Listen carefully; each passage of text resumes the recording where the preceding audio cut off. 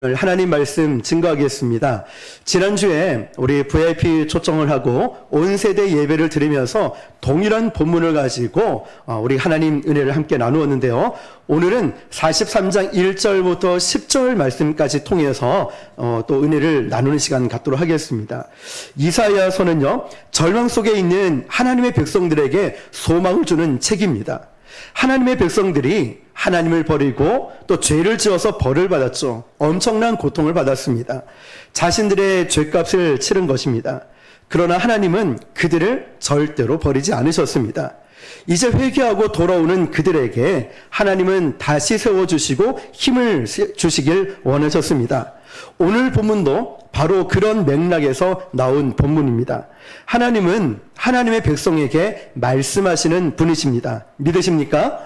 1절을 다시 한번 같이 읽을게요. 시작. 야곱아, 너를 창조하신 여호와께서 지금 말씀하시느니라. 이스라엘아, 너를 지으신 이가 말씀하시느니라. 너는 두려워하지 말라. 내가 너를 구속하였고 내가 너를 지명하여 불렀나니 너는 내 것이라. 아멘. 하나님께서는 하나님의 백성 전체를 첫 번째 뭐라고 부르실까요? 야곱아, 야곱이라고 불러요. 야곱이라는 이름의 뜻은요, 거짓말쟁이, 사기꾼, 변덕스러운, 남의 발꿈치를 잡는 자, 그런 뜻입니다. 진짜 야곱의 인생이 그랬습니다. 도저히 하나님의 약속을 받은 사람이라고 말하기에는 정말 부끄럽고 변덕스럽고 나약한 그런 삶을 야곱이 살았다는 거죠. 그런데 하나님께서 이렇게 말씀하시는 거야. 야, 너도 똑같지 않냐? 이지훈, 너도 똑같지 않냐? 우리 보고도 야, 너도 똑같지 않냐? 말씀하시는 거예요. 너도 야곱처럼 변덕스럽고 연약하고 쉽게 넘어지고 좌절하는 그런 모습 아니냐? 말씀하시는 거죠. 너의 약함을 내가 너무나 잘 안다고 하시면서 우리 모두를, 이스라엘 백성들을 야곱이라고 부르시는 거예요. 그러니까 우리가 하나님, 저 너무 부족해서요, 저 너무 약해서요, 제가 하나님 앞에 설 자격도 없었어요, 그렇게 하나님을 실망시킬까 걱정이 됩니다 라고 말하지만 그럴 필요 없습니다. 이미 하나님은 우리의 연약함을 너무나 잘 알고 계십니다. 그러나 우리의 연약함이 우리를 향한 하나님의 사랑을 절대로 막을 수 없습니다. 믿으십니까? 너를 창조하신 여호와께서 너에게 말씀하신다 합니다. 못난 야곱 같은 우리지만 하나님께서 우리를 부인하지 않고 당당하게 말씀하셔요. 뭐라고요? 내가 너를 창조했다고. 내가 너를. 되게 자녀들이, 우리 자식들이 여럿 있으면 공부 좀 잘하고 아니면 대기업을 다니고 유명한 자식 같으면 야, 내가 걔 아빠입니다, 내가 걔 아빠예요, 이렇게 막 자랑을 하고 싶을 거예요. 그런데 조금 그렇지 않은 자녀가 있다면은 아빠인 듯 아닌 듯 막 그렇게 있지 않을까요? 그런데 하나님께서는 우리같이 연약하고 부족한 야곱 같은 저와 여러분을 향해서 내가 너를 창조했다라고 당당하게 말씀하십니다. 창조주 하나님이 우리의 창조주라는 사실은 하나님이 저와 여러분을 가장 잘 안다는 뜻이죠.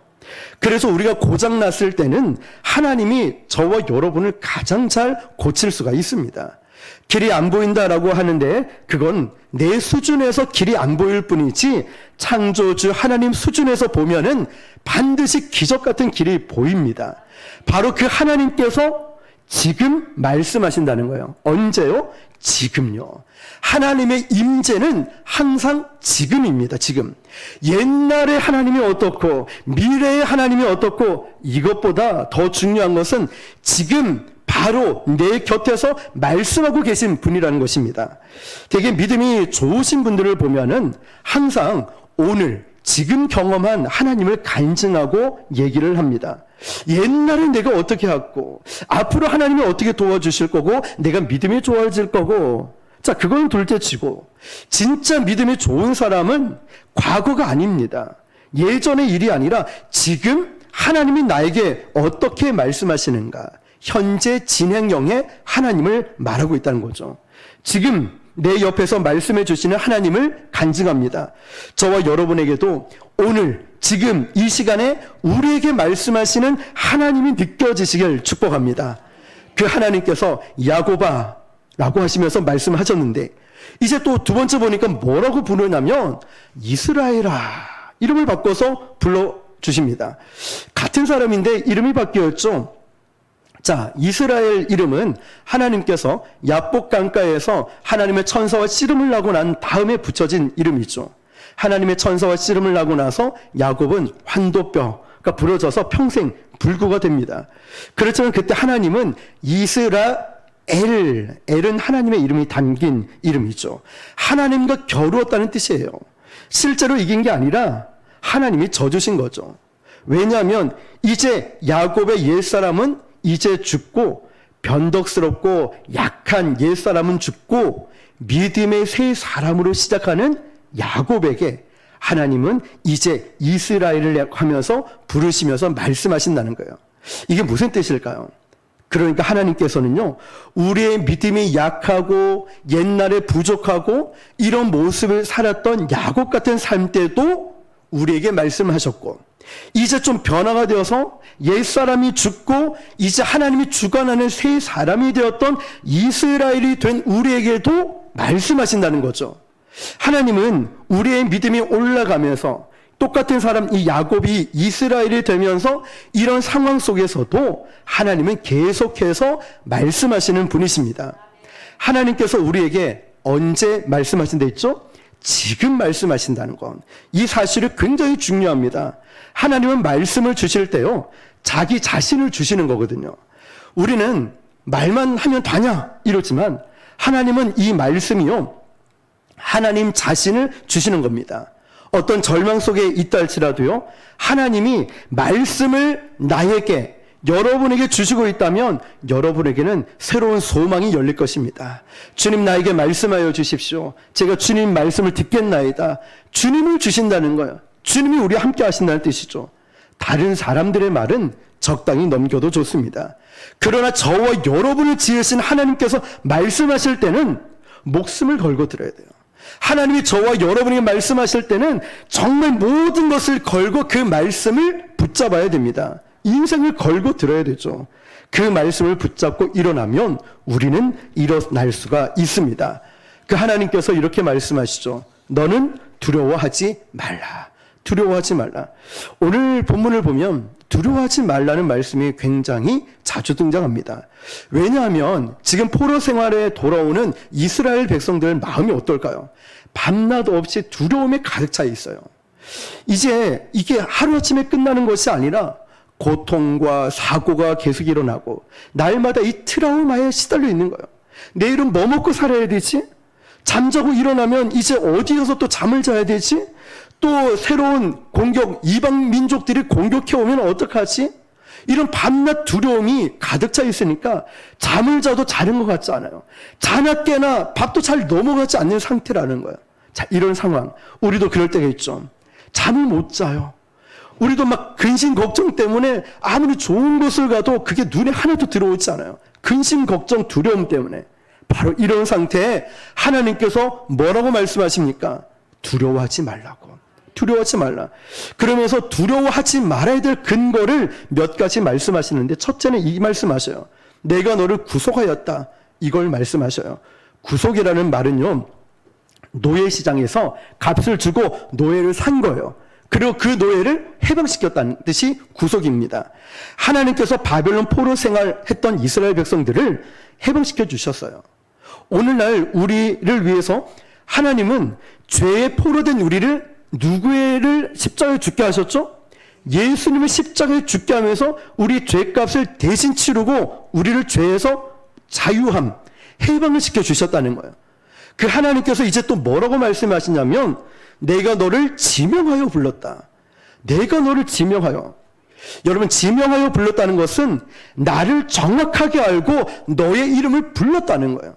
그러니까 이지훈이라는 사람을 정확하게 하고, 이지훈, 내가 너를 지명했다. 정확하게 말씀하시는 거예요. 선한 목자가 자기 양을 알고 그 이름을 불렀다는 의미이죠. 여러분, 하나님께서 할 일이 없으셔서 그런 길을 지나가다가 너 잘생겼네, 일로 와봐. 내가 이제 너를 심심하니까 너를 구원할게. 너 같이 따라왔니? 그럼 너도 구원할게. 이거 아니라는 거예요. 저와 여러분이 태어나기 전부터 창세 이전부터 저와 여러분의 모든 것을 아시고 지명하여 불렀다고 말씀하십니다. 너무나 잘 안다는 거예요. 창조한 다음에 나를 부르시는 거예요. 우리는 그렇게 하나님 앞에 특별한 존재입니다. 특별한 존재. 저와 여러분 말이에요. 우리 옆 사람에게 이렇게 축복할까요? 당신은 하나님 앞에 정말 특별한 존재입니다. 특별한 존재입니다. 그렇습니다, 여러분. 그리고 하나님이 이렇게 말씀하시죠. 오늘 제목처럼. 뭐라고요? 너는 내 것이라고. 사람도요, 저도 제 거 같으면 악착같이 제 걸 지킵니다. 우리 집, 내 거, 내 차 다 지키죠. 하물며 만군의 여호와께서 내 것이다, 너는 내 것이라 라고 선포한 우리를 지키고 보호해 주지 않겠습니까? 너는 내 것이기 때문에 이제 너를 아무도 함부로 하지 못할 거야. 이 하나님의 선포는요, 영적인 세계에 쩌렁쩌렁 울려 퍼지는 선포입니다. 그래서 천사가 이 선포를 듣고 깜짝 놀라서 별거 아닌 줄 알았는데 너 하나님의 자녀네? 그러면서 천사가 흠모하는 이름이 된 거예요. 저와 여러분들이 말이죠. 그리고 마귀가 우리를 두려워하게 되는 것입니다. 저와 여러분은 고아가 아닙니다. 만군의 여호와 하나님의 자녀입니다. 할렐루야. 그러니까 기죽지 말고 울지 말고 외로워하지 말라는 거예요. 너는 내 것이라. 하나님께서 저와 여러분을 지켜주신다는 거예요. 너는 내 것이라. 2절입니다. 지켜주시죠. 시작. 네가 물 가운데를 지날 때에 내가 너와 함께 할 것이라. 강을 건널 때에 물이 너를 침몰하지 못할 것이며 내가 불 가운데로 지날 때에 타지도 아니할 것이요 불꽃이 너를 사르지도 못하리니. 아멘. 하나님께서는요, 저와 여러분을 너는 내 것이라고 선포한 다음에 이스라엘 백성들과 함께 하시면서 이스라엘을 지키신다고 약속하셔요. 여기서 나오는 두 단어가 있죠. 물, 불. 이스라엘 백성들이 앞으로 겪게 될 환난과 시련을 상징적으로 표현한 것입니다.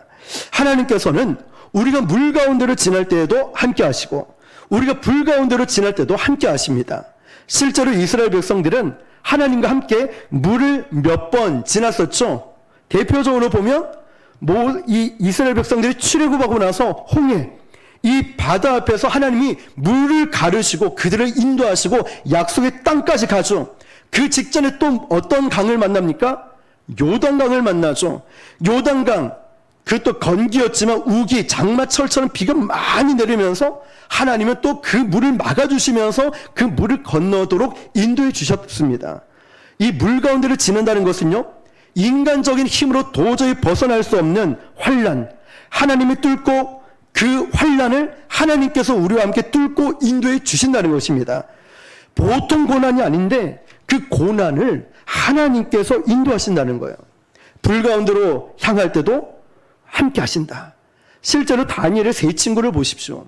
사드락, 메삭, 아벳느고. 우상 숭배를 거부하다가 풀무불 가운데 던져지죠. 죽었습니까? 살았습니까? 살았죠. 불 속에 있는데 불이 그들을 태우지 못해요.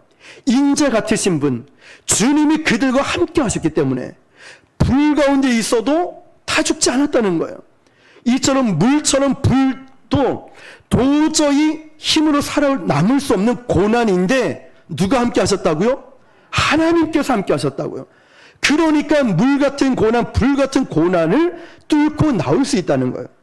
그러니까 물과 불은요, 사람의 힘으로 도저히 노력해서 나올 수 있는 고난이 아닙니다. 오직 하나님의 인도하심만으로 나올 수 있는 고난입니다. 여기서 중요한 사실 하나, 이겁니다. 하나님의 백성이라 하더라도요, 고난 자체는 열애되지 않아요. 목사라고 고난을 쪽쪽 깨주고 이러지 않는다는 거죠. 처음부터 물에 안 들어가면 얼마나 좋겠습니까? 처음부터 불 속에 안 들어가면 얼마나 좋겠어요? 하나님 좀 그러면 참 좋겠어요. 나 너무 힘들어요. 이 고난들, 이 아픔들, 어떻게 해야 될지 모르겠어요. 죄 많은 세상을 산다는 게 그렇게 쉽지가 않다는 거죠. 처음부터 안 아프면 좋지요. 처음부터 사업도 안 망하면 좋고요. 그런데 어떻게 하겠습니까? 이 모든 게 엉켜버렸어요. 뭐 때문에요? 지난 시간 나누었죠. 죄가 들어오는 바람에. 하나님은 하나님의 사람에게서 그 고난을 없애주시는 게 아니라 그 고난을 뚫고 나갈 수 있는 힘을 주십니다. 그래서 우리는 고난을 없애달라고 기도하는 게 아니라 이 고난을 뚫고 나갈 수 있는 힘과 능력을 주십시오. 하나님, 이 고난과 문제 가운데 하나님의 함께 하심을 제가 믿음으로 선포하게 해 주십시오. 이런 믿음이 있어야 된다는 거죠. 고난보다 더 큰 은혜와 능력으로 하나님은 우리에게 찾아오십니다. 여러분, 하나님의 사람이라고 해서 무병장수하고 아무 탈 없는 것이 아닙니다. 오히려 하나님의 사람도 고난을 많이 겪습니다. 그러나 하나님께서 이 모든 고난을 이기게 하십니다. 시편 34편 19절입니다. 시작. 의인은 고난이 많으나. 아멘. 여러분, 고난 없는 인생이 축복된 인생이 아니고요. 모든 고난 가운데 하나님께서 건지시는 인생이 축복된 인생임을 믿으시길 바랍니다. 하나님은 하나님의 백성이 고난 가운데 있는 함께 하십니다. 이 고난을 겪을 때 가장 힘든 게 뭘까요? 고난을 겪을 때 외로움이라는 거죠. 고난을 겪을 때 참 힘든 건 외로움이에요. 아무에게도 이 도움을 요청할 사람도 없고 믿을 만한 사람도 없고 마음 놓고 내 속사정을 다 털어놓을 사람도 없고 그냥 좀 그때 이 마음이 얼마나 괴롭습니까? 그런데 하나님께서 우리와 함께 해주신다는 거죠. 하나님이 함께 해주신다는 것은요, 엄청난 위로의 약속이면서 동시에 구원의 약속입니다. 산다는 것은 끊임없는 고난의 연속 아닙니까? 하나의 위기가 넘어서면 또 다른 위기가 있고 새롭게 경험하지 못할 위기가 우리를 짓누릅니다. 나 이것만 하면은 고난, 위기 없을 줄 알았는데 이건 넘어서니까 또 새로운 고난이 있어요. 위기가 있어요. 참 이때 마음이 힘들어요. 근데 여러분, 하나님이 우리와 함께 하시기 때문에 우리는 결코 무너지지 않습니다.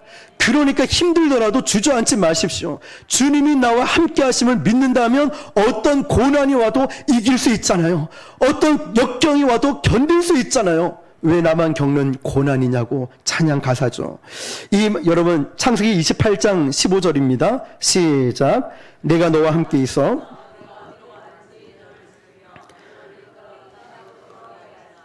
내가 내게 허락한 것을 다 이루기까지 너를 떠나지 아니하리라 하신지라. 아멘. 이 말씀이 저와 여러분의 가슴 속에 있기를 축복합니다.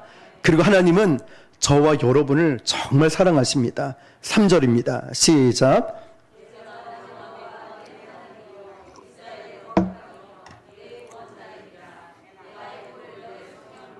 구스와 스바를 너를 대신하여 주었노라. 아멘.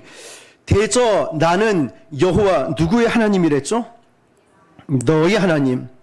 바로 대저 나는 여호와 내 하나님이라고 말씀하셔요. 다른 사람의 하나님이 아니라는 거예요. 누구의 하나님? 나의 하나님이에요. 그 하나님께서 너는 내 거야, 너는 내 거라고 말씀하셔요. 너는 내게 속한 자고 나는 너의 하나님이고.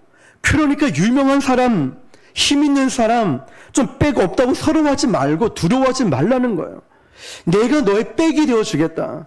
나는 너의 구원자이고 너의 심판자이고 내가 너를 구속하였다 말씀하시는 거예요, 주님께서. 그러니까 두려워하거나 어려워하지 말라는 거예요. 하나님을 두려워하거나 어려워하지 말라는 거예요. 힘들수록 어떻게 해야 될까요? 하나님 앞으로 가까이 나아가야 됩니다. 힘들수록 누구 앞으로요? 하나님 앞으로 가까이 가시길 바랍니다. 하나님은 우리를 살리는 분이지 죽이려는 분이 아니십니다. 어떤 복잡하고 힘든 고난이 있다 할지라도 하나님은 우리를 구원해 주십니다. 그 증거가 뭘까요?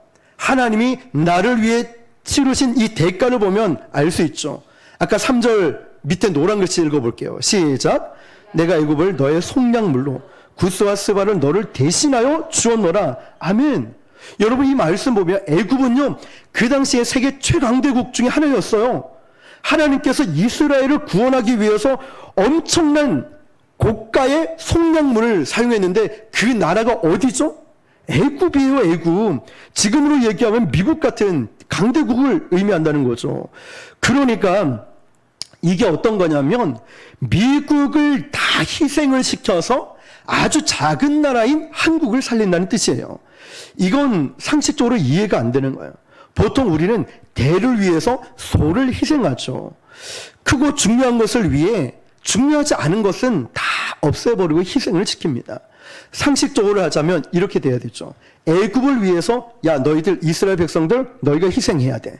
이게 옳아요. 상식은. 왜냐하면 전통, 문화, 유산, 인구수, 땅 크기 모든 면에서 애굽이 훨씬 더 뛰어났거든요. 그런데 하나님께서는 반대로 야 애굽을 희생시켜서 이스라엘 내가 너희를 구원할게. 너희를. 이해가 안 돼요. 근데 왜 그럴까요? 4절입니다. 시작. 4절 시작. 내가 너를 사랑하였은즉 내가 내 대신 사람들을 내어주며 백성들이 내 생명을 대신하리니. 아멘. 이유는 간단합니다. 왜 강대국 대국을 그걸 속량물로 통해서 이스라엘 백성들을 살리고 구원할까? 한 가지 간단해요. 무엇 때문일까요? 그렇죠. 뭐라고 되어 있습니까? 내가 너를 사랑하였은즉. 간단해요. 하나님께서는 저와 여러분을 뭐 했다고요? 사랑했다는 거예요. 사랑은 이처럼 상식을 초월합니다. 지난주 말씀드렸듯이 사랑하면 아주 파격적인 것과 맞바꿉니다. 논리적으로 이해가 되지 않아요. 대를 위해서 소를 희생하지 않고 소를 위해서 대를 희생시켜 버립니다. 굉장히 비싼 값을 치러서 우리가 멍할 정도로 하나님 어떻게 이럴 수가 있죠? 어떻게 이럴 수가 있죠? 그래서 은혜는 충격입니다. 은혜는 충격이에요. 나 같은 게 어떻게 구원받지?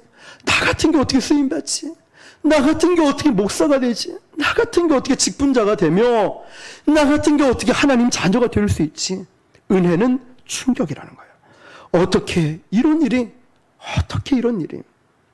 하나님께서 이스라엘을 위해서 애굽을 희생시킨 것보다 더 이해가 안 되는 사랑이 바로 죄인인 저와 여러분을 위해서 예수님을 희생시킨 하나님의 사랑이라는 거예요. 이거는 도대체 이해가 안 돼요. 저도 자녀를 키우지만 나는 절대 못할 것 같은데 어떻게 그럴 수 있을까? 요한복음 3장 16절에 시작. 하나님의 세상을 이처럼 사랑하사 독생자를 주셨으니 이는 그를 믿는 자마다 멸망하지 않고 영생을 얻게 하려 하심이라. 하나님의 세상을 이처럼 뭐 했다고요? 사랑하셨다는 거예요. 그렇다면 사랑의 무게는 얼마나 큰 것일까요? 그 사랑을 위해서 얼마나 어떤 값어치를 치렀는지를 보면 알 수 있어요. 그 사랑을 결정하는 거예요. 여러분, 이 핸드폰은 한 100만 원 주고 샀으면 이 핸드폰은 100만 원치의 가치죠. 이 마우스는 10,000원짜리면 10,000원의 가치죠. 근데 저와 여러분이 위해서 죽으신 분이 계셔요. 누구시죠? 예수님. 예수님이 십자가에서 나를 위해 죽으셨으면 적어도 저와 여러분은 예수님만큼 소중하고 귀중한 존재라는 거예요. 그러므로 여러분 힘들고 어려울 때마다 나 같은 거 죽어야 돼. 나 같은 거 필요 없는 존재야. 이러지 말라는 거예요. 하나님은 나 같은 걸 위해서 십자가에서 죽으셨다니까요. 그런데 어떻게 나 같은 거 죽어야 돼? 필요가 없는 존재야. 쓸모없는 존재야. 구원할 만한 난 자격이 없는 존재가 그럽니까? 아니에요. 예수님은 저와 여러분을 위해서 생명을 주셨고 구원할 만한 가치가 있는 사람이기 때문에 하나님께서 우리에게 보배롭고 존귀하게 여겨주신다는 거예요. 하나님께서는 이 보배롭고 존귀하게 여기는 하나님의 백성들을 위해서 그 값비싼 대가를 치르면서 우리를 땅끝에서 모아 오십니다. 5절 6절입니다. 시작. 두려워하지 말라. 내가 너와 함께하여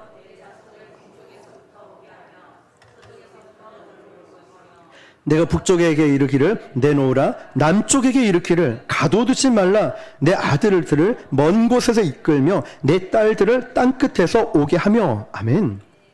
이 당시 아수르, 바벨론, 포로로 끌려간 이스라엘 백성들은 지중해 각지로부터 멀리 아프리카, 인도까지 막 사방에 노예로 끌려가 있었습니다. 그러면 그 사람들을 제대로 모으는 건 거의 불가능에 가깝죠. 그런데 하나님의 섭리로 기적같이 고향 땅으로 다 모아서 귀양하게 됩니다. 하나님이 하시지 않고는 도저히 불가능한 일이라는 거죠. 엄청난 열심과 인내와 능력으로 하나님께서 이들을 다 모아 오셨어요. 그럼 하나님께서 왜 이들을 모아 오셨을까요? 하나님의 자녀이기 때문이죠. 내 아들들을 먼 곳에서 이끌고 내 딸들을 땅끝에서 이끌어 온다라고 했어요. 왜 그들을 열방 가운데 모여와서 나라를 세우고 회복시킬까요? 7절입니다. 시작. 내 이름으로 불려지는 모든 자 곧 내가 내 영광을 위하여 창조한 자를 오게 하라. 지었고 그를 내가 만들었느니라. 아멘. 하나님이 그들을 땅끝에서 모으시는 이유가 뭘까요? 그들이 하나님의 이름으로 불려지는 자들, 아들이기 때문에 그래요. 그들이 뭘 하든지 간에 열방이 그들을 보고 하나님을 보게 되는 거예요. 쉽게 말하면 저와 여러분을 보고 예수 믿는 자, 예수님을 보게 되는 거죠. 그들이 하나님의 영광을 위해서 창조되었기 때문에 그렇다는 거예요. 하나님이 그들을 통해서 행하시는 걸 보고 사람들은 야, 하나님 정말 살아계시구나. 하나님 정말 살아계시구나 알게 되는 거예요. 저와 여러분의 모습을 통해서. 굉장히 중요하죠. 엊그제 부곡시장에 전도를 나갔는데 전도를 하고 있는데 떡집에서 갑자기 그 남자 사장님이 이제 허리가 안 좋아서 수술을 하셨습니다. 그런데 나오시더니 제가 다 아이 컨택을 늘 하니까 얼굴을 쳐다보고 눈을 마주치면서 아버님 허리 이제 괜찮으세요? 괜찮으세요? 하니까 눈물이 거의 글썽이면서 저를 쳐다보더니 갑자기 춤을 추는 거예요. 허리 괜찮다고. 춤을 추면서 사람들이 막 지나다니는데 여러분 내가 이 목사님을 4년 넘게 봤는데 형식적으로 말하는 사람이 있고 진짜 순수하게 진실되게 말하고 있는데 이지훈 목사님은 진실되게 막 자기가 막 이러는 거예요. 제가 민망해가지고 그만하시라고 해서 딴 데로 가는데 계속 얘기하는데 멀리서 그런 거예요. 목사님 6월 19일 날 우리 부곡 순복음교회 신도들에게 떡을 해줄 테니까 와서 떡을 가져가십시오. 크게 외치는 거예요. 네네네 알겠습니다. 가고 있는데 여자 사장님이 쫓아오더니 아이고 저 양반이 이러면서 19일 날 우리 어디 가야 되니까 12일 날 떡을 해서 교회로 이렇게 준다는 거예요. 그런데 하신 말씀이 진행하는 사람들도 다 쳐다보고 듣는 말씀이 굉장히 마음이 막 따뜻해지고 감동이 되는 거예요. 왜냐하면 그 사람들이 교회는 아직은 안다는 거 다른 종교를 갖고 있지만 그분들이 인정을 해주고 또 사람들에게 교회를 가려면 부곡 순복음교회 가라고 말을 해주면서 또 자기네들이 장사하는 거를 내가 교회를 위해서 목사를 위해서 이거 해주겠다 이런 말 한마디가 얼마나 감사한지 몰라요. 그래서 거기에 전도 나갔다 오면은 정말 너무 많은 걸 이제 주셔가지고 가득 들고 오잖아요. 그분들의 마음이죠. 사랑의 표현이겠죠. 우리 교회가 또 저와 여러분을 통해서 누굴 본다고요? 하나님을 보는 거예요. 그거 굉장히 중요한 거예요. 그들이 하나님의 영광을 위해서 우리가 창조되었기 때문이죠. 하나님이 그들을 통해서 행하시는 것을 보고 하나님 살아계시구나. 종이 전도지보다 더 중요한 건 내 표정, 내 모습, 삶의 전도지가 되는 거죠. 여러분 그래서 하나님께 영광의 박수를 올려드리게 되는데 이게 왜 그러냐면 생각해 보십시오. 독일이나 브라질 같은 팀이 월드컵 4강에 올라가면 큰 이슈가 안 됩니다. 당연하니까 강팀이죠.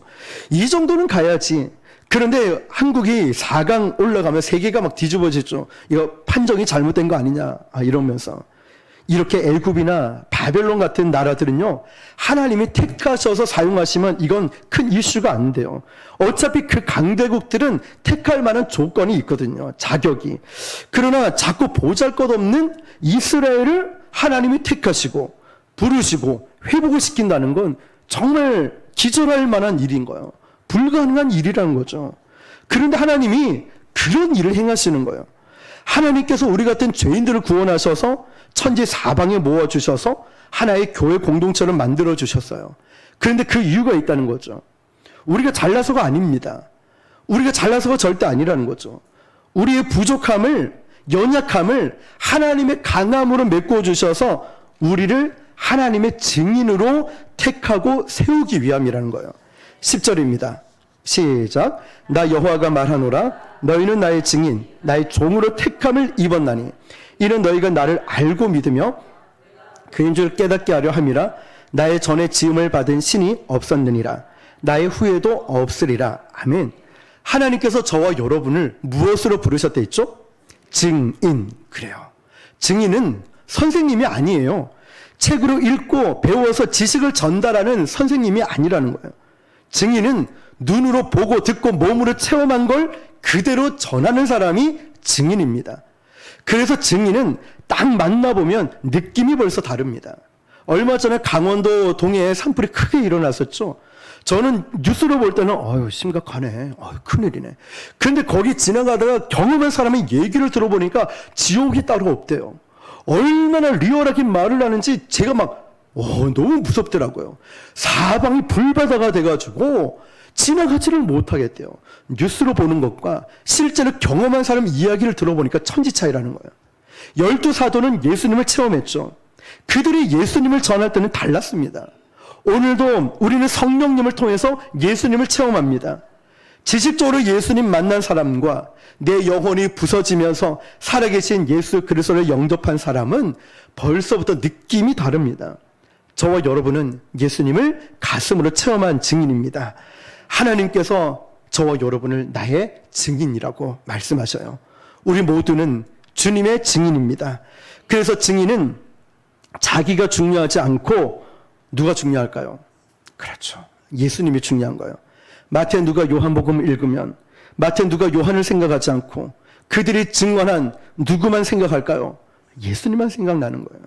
우리는 자기 이야기하는 사람이 아니라 예수님 이야기하는 사람이에요.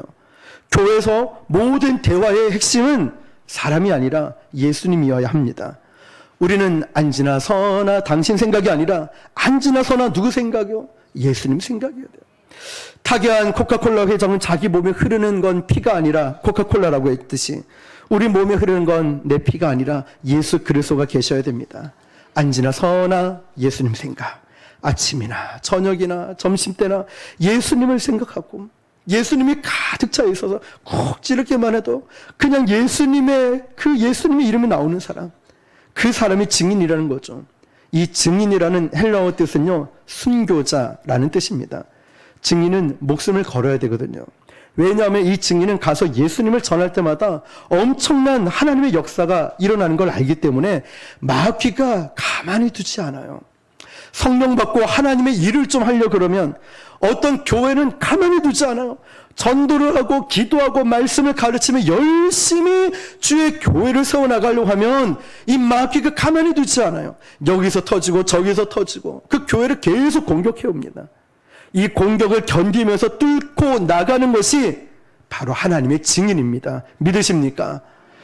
당시 요한계시록 수진이었던 7교회가 있죠. 에서, 버두사, 빌라라는 7개 교회 첫 장만 땄어요.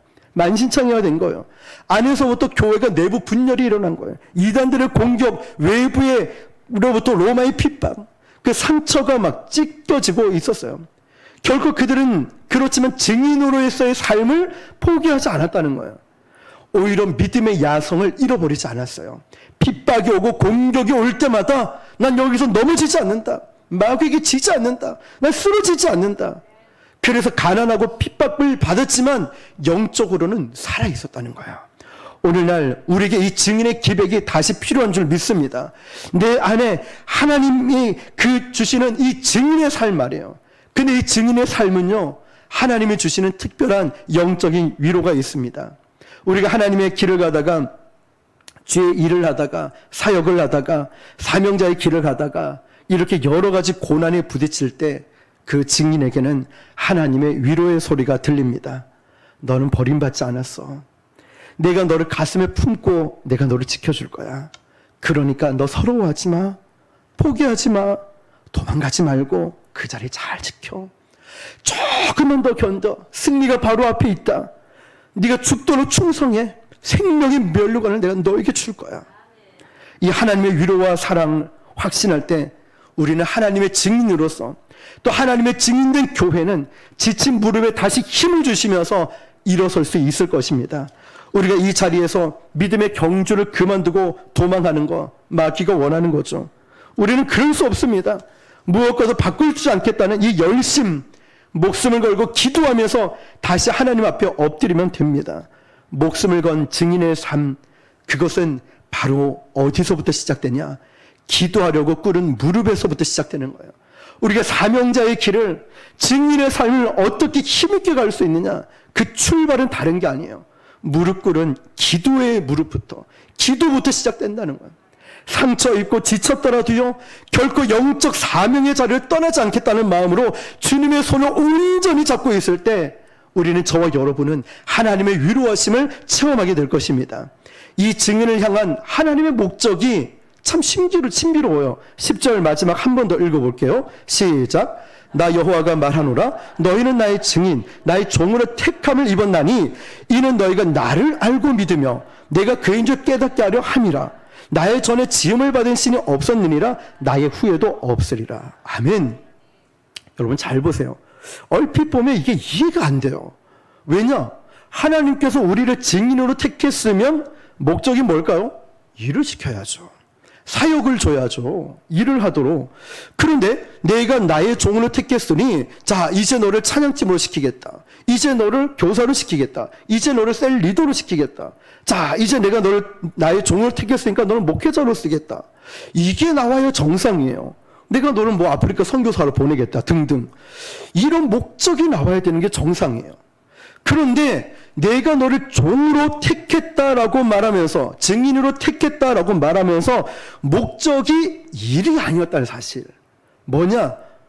우리 생각엔 사역을 줘야 되는데 사역보다 더 중요한 목적이 뭐냐면, 같이 한번 읽어볼까요? 자, 시작. 나 여호와가 말하노라.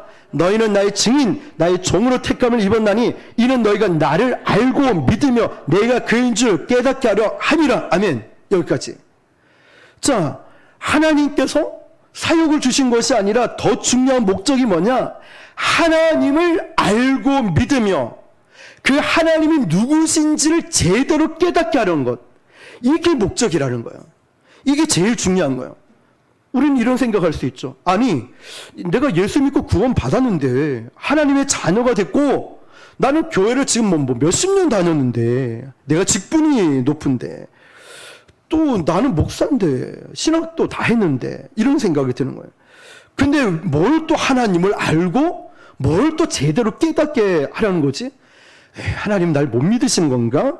아니, 우리가 뭐 불교 신자인가? 원불교 다니나? 아닌데? 이렇게 교회 생활하는 우리가 아직도 하나님을 또 알고 믿고 깨달아야 할 것이 있는가? 라는 생각을 하게 된다는 거예요.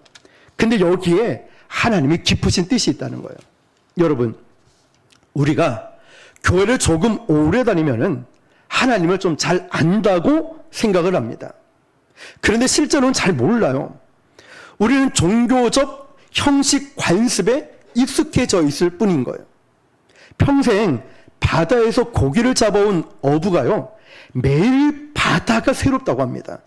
자기가 몰랐던 바람, 자기가 몰랐던 파도, 자기가 몰랐던 물고기, 자기가 몰랐던 이 바다의 신비가 매일매일 날마다 새롭게 발견이 된다는 거예요. 하나님은 바다보다 더 넓고 크신 분 아니십니까? 그분을 알면 알수록 우리는 새로운 하나님을 체험하게 된다는 거예요. 새로운 은혜, 새로운 능력, 새로운 지혜를 체험하게 된다는 거죠. 그래서 하나님은 일이 문제가 아니라 하나님을 얼마나 사랑하고 있는가, 하나님을 더 사랑하고 있는가, 이게 문제라는 거예요. 지금 그 말씀을 하고 있는 거예요. 하나님은 우리가 하나님을 더 깊이 알고 제대로 알기를 원하신다는 거예요. 기도가 더 깊어지고 묵상이 더 깊어지고 더 많이 침묵하고 더 많이 내려놓고 더 많이 자신을 비우면서 하나님이 우리 마음속으로 들어오길 원하신다는 거예요. 내가 품은 마음이 아버지의 마음이 될 수 있도록 주님 아버지의 마음이 되기를 원하신다는 거죠. 그러면서 하나님의 마음과 생각을 잘 알기를 원한다는 거예요. 너희는 나의 증인, 나의 종으로 택함을 입었나니 이는 너희가 나를 알고 믿으며 내가 그인 줄 깨닫게 하려 함이라. 종으로 세우고 증인으로 세우는 목적이 바로 하나님을 좀 제대로 알고 하나님의 마음과 생각을 알기 원한다는 거죠. 다시 말하면 이런 하나님과의 깊은 교제 필요하다는 거예요. 필요하다는 거예요. 진정한 예배를 드려야 사역을 제대로 할 수 있는 거예요. 우리가 자꾸 하나님의 일을 하려고 있죠. 근데 하나님은 일보다 관계가 먼저입니다. 그러니까 목사인 저도 설교를 하려고 본문을 보는 게 아니라 먼저 은혜를 받아야 되겠죠. 우리가 이걸 놓쳐버리면 나중에는 하나님이 빠지고 일밖에 안 남아요. 탈진됩니다. 짜증이 옵니다. 충돌이 와요. 분열이 옵니다. 그래서 제일 중요한 건 진정한 예배자만이 진정한 사역자가 될 수 있는 거죠. 여러분, 하나님의 쓰임받는 종, 증인이 되길 원하십니까? 그렇다면 저와 여러분이 더 깊이 하나님을 알고 하나님을 믿고 하나님은 누구신지를 깨닫는 그 시간에 많은 시간을 투자할 수 있길 바랍니다. 진정한 예배자만이 파워 있는 사역자, 진정한 예배자만이 하나님이 쓰시는 일꾼, 진정한 예배자만이 하나님을 쓰시는 증인으로 살아갈 수 있다는 거죠. 하나님은 오늘도 불과 물의 시련을 지나면서 두려움에 떨고 있는 저와 여러분에게 다가오셔서 이렇게 말씀하십니다. 이제 나 더 이상 못하겠습니다. 사직서를 던지고 싶은 순간에 저와 여러분이 다가와서 내가 너와 함께 할 거야. 두려워하지 마. 네가 불 가운데를 지날지라도 물 가운데를 지날지라도 내가 너와 함께 할 거야. 이렇게 하나님의 음성을 들으면서 시련의 파도를 통과한 사람은 하나님을 더 깊이 알게 되는 거예요. 여러분, 그리고 성숙해집니다.